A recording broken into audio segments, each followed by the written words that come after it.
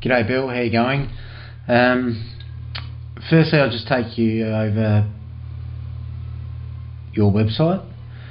So obviously we're on the home page here. Now this isn't a huge thing, but it does affect your rankings and how Google looks at your website. So if you have a look at the top here, we're at robe.com.au. Now if we go to, let's say, accommodation. Okay, now if we have a look at the URL at the top, we've got robe.com.au/?page_ID=27, which after that backslash, obviously page ID was 27. That's just got to do with the platform that the platform's called WordPress that the website's designed on. Now it's not a massive thing to change, but if we have a look at this site, we'll go back to the home page. So it's just the Queensland Holidays site. Now if we go to accommodation here, have a look at the URL at the top. It's got, you know, after that backslash it's accommodation/accommodation, or if we go to experiences, it's the same thing. And then if we click on a link down the bottom, the experiences/natural encounters/Blackberry Reef, so on. Whereas we come to the Robe site, if we click further down, it's still, you know, we're just getting text. If we click on any of these, even if we go to, say, accommodation backpackers, we get, you know, page ID equals 50. So that's something that needs to be updated.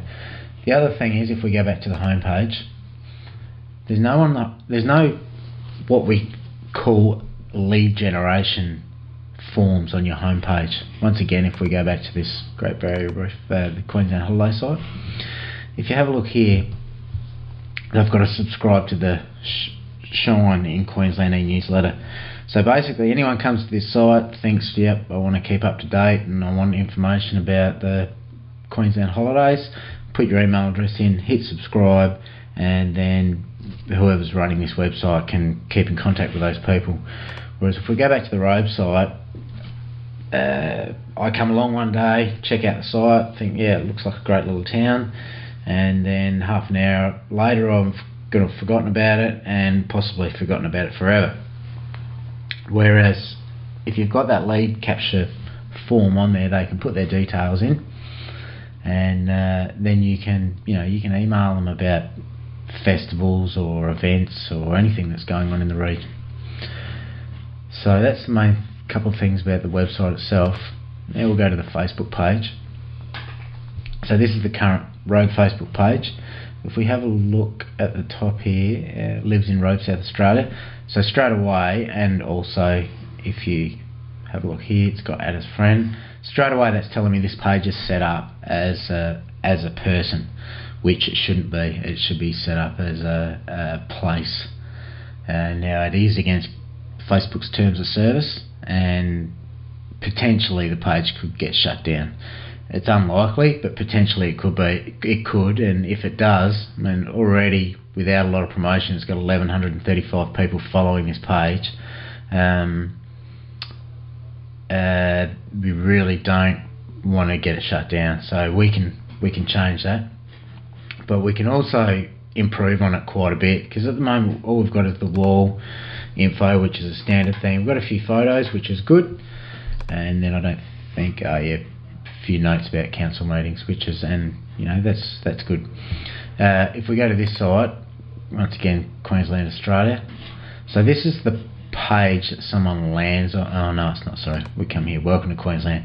This is this page someone lands on when they first click on it, if they haven't liked it. So it's got a call to action here, like this page, so they're hoping that you go up and hit the like button. But also it's got links here, which, so let's click on destinations. It's going to open up a new page, takes you to the Queensland Holidays website, and gives you destinations to travel, that you can travel to in Queensland.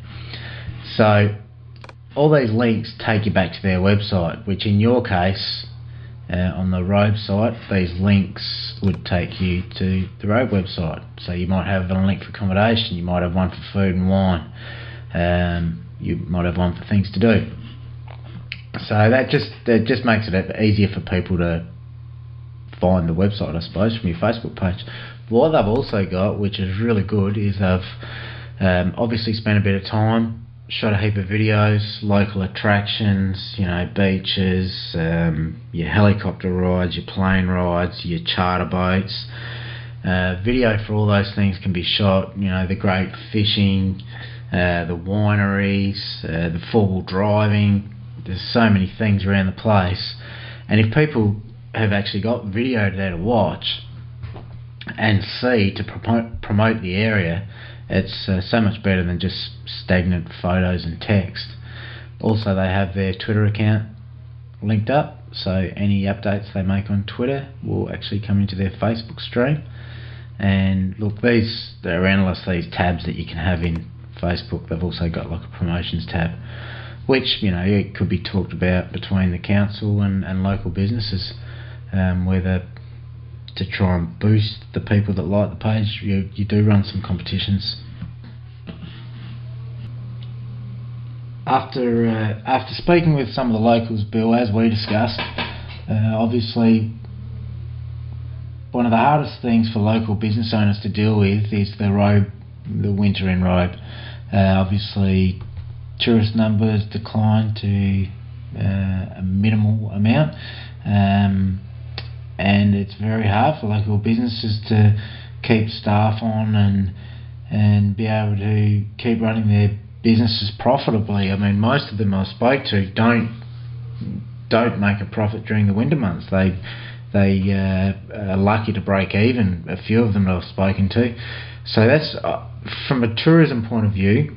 I mean, Robe works pretty well in the summer already. You get huge amounts of people here through the summer months, and I don't think the town could probably cope with too many more, but it's winter and autumn that seems to lack the numbers. And that's where I came up with the idea about the tuna fishing. As we discussed previously, the tuna fishing industry is massive. It's absolutely huge. Probably the two towns in South Australia that have really made the most of it are obviously Port Macdonald and well, not two in South Australia, but Port Macdonald and also Portland, which is obviously just over the Victorian border. Now, I've got some statistics. I spoke to, as we discussed, I spoke to the tackle store in Portland, and they gave me some statistics. They said back before pre-2006, their tourism period would basically shut down at Easter time, which obviously very similar to here in Robe.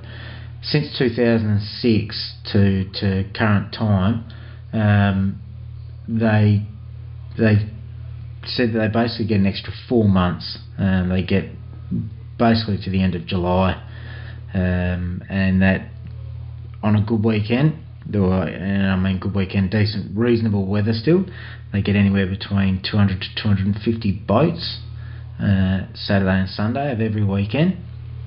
On a long weekend, they'll get anywhere up to 400 boats a day.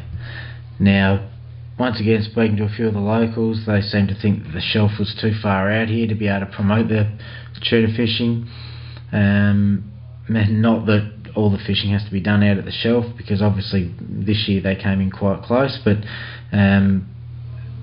from what I could find out, roughly the shelf's about 60 kilometres from here, from Robe to the shelf, and then Portland is very similar. Now, the lady that I spoke to in the tackle store in Portland said some of these bigger boats from Melbourne and Adelaide will do anywhere up to 250 kilometres a day on the water. So they're big boats, and they've got a lot of money, and these people could bring in quite a bit of income into the town.